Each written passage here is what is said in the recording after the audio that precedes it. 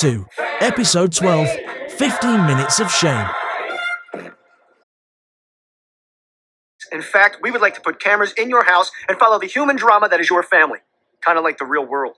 All right, then everyone will get to see me and my wacky antics. This episode pays tribute to the 1992 reality show Anchor the Real World. The show follows the lives of 7 young adults from diverse backgrounds and personalities who are chosen to live together in a shared house for several months.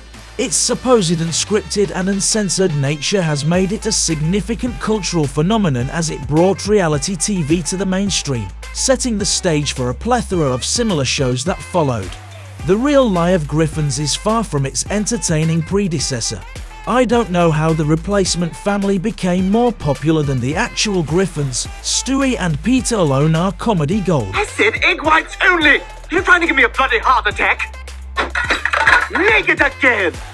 The breakfast thing. Yeah.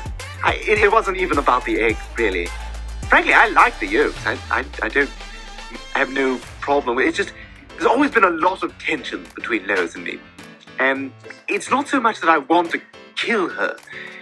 It's just, I want her not to be alive anymore. Peter Griffin and Madam. Oh, Madam, you're a lusty old gal, aren't you? You're the one with your hand up my backside, darling. Oh, she got me. Hey, come back here. Hey, she's gonna sing Rainbow Connection. Wayland Flowers and Madame were a comedic ventriloquist act that gained popularity in the 1970s. Madame was a sassy and witty puppet often portrayed as a glamorous and boisterous old lady with a distinct personality. I personally wouldn't mind watching Peter step into Wayland's shoes. You're the one with your hand up my backside, darling. Oh, she got me. You're just gonna let them recast me? Hey, it could have been worse. They could have gone with Plan B. Radar, put a mask on. I have an announcement. Lieutenant Colonel, Meg Henry Grillin's Blake's plane was plane. shot down over the Sea of Japan. It spun was in. shot down There were no over the survivors. Sea of Japan. It spun in. There were no survivors. Nay's callback to the MASH episode, Abyssinia Henry. MASH is a critically acclaimed American television series that aired in 1972, set during the Korean War. The show revolves around the fictional 4077th Mobile Army Surgical Hospital, i.e. MASH, and its staff. It's an amazing show that you are missing out on if you've never seen it.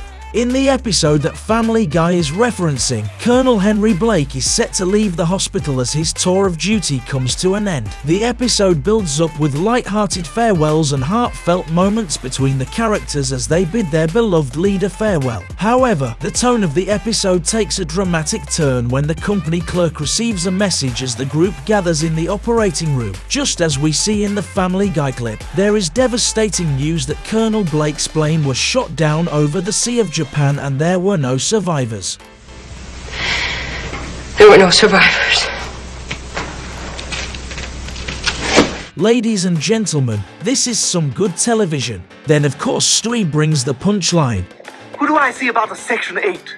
Where Section 8 refers to a specific type of discharge from the military due to mental health reasons. Who do I see about the Section 8? I'm sorry, honey. I know how you must feel. If you care about me, you won't show your faces downstairs for the rest of the night. Well, then it's a good thing I have this. I am not a crook. Richard Nixon jokes seem like such a thing of the past now. The 37th President of the United States made this statement during a press conference in 1973 in response to allegations surrounding the Watergate scandal. In case you are unfamiliar, the Watergate scandal was a political scandal that involved the illegal activities of Nixon's administration, including a break-in at the Democratic National Committee headquarters. Nixon's statement became iconic and is often remembered as a symbol of his involvement and subsequent downfall. Nonetheless, everyone should have a Nixon mask laying around somewhere, just in case. Well, I'm not a crook. I've earned everything I've got. There are a lot. Well, I'm glad I used his shovel to clean it up. Wow, Joe, this sort of makes you like Larry from Three's Company. You know, I always thought he was sexy. Yes! I am all about Larry over here! Who are you? We're the Griffins. No, you're not. You're Tom Arnold. And your friend Rusher. And you're, that fat guy from Boogie Nights. And you're the Olsen twins? Blast! Damn you all! Victory is mine! Whose leg do you have to hump to get a dry martini around here? You got it, dude. The cameramen think we're taking Chris to soccer practice. We're gonna be late. Why won't you talk to me? I'll make it up to you. I'll get you Davy Jones for your school dance. A baseball umpire who opens a bar. At the center of the earth. You know, we don't get many of you molten rock men in here. Well, at these prices, I'm not surprised. That's it, pal. You are out of here. Do you have Prince Albert in a can? Quiet, shut up. Well, you'd better let him out. That's hilarious.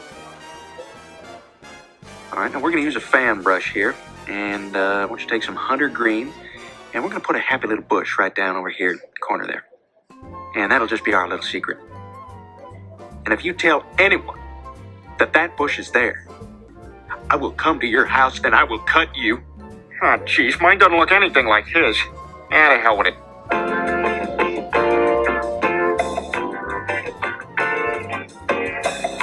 I put Brad Pitt's face on Brendan Fraser's body with Ben Affleck's butt. My turn. I take James Brolin's face, Mark Spitz's body, and Milton Berle's legendary genitals. This is worse than having Ronald McDonald for a father. Bye, Dad. Don't wait up. Whoa, wait a minute, Lisa, come back here. You're not going out with all that makeup on. But, Dad. Upstairs, you're a McDonald, not a whore.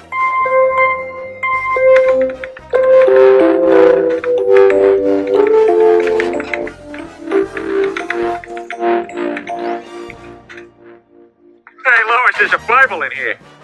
Hey, look at me. I'm a Christian. I'm reading the Bible.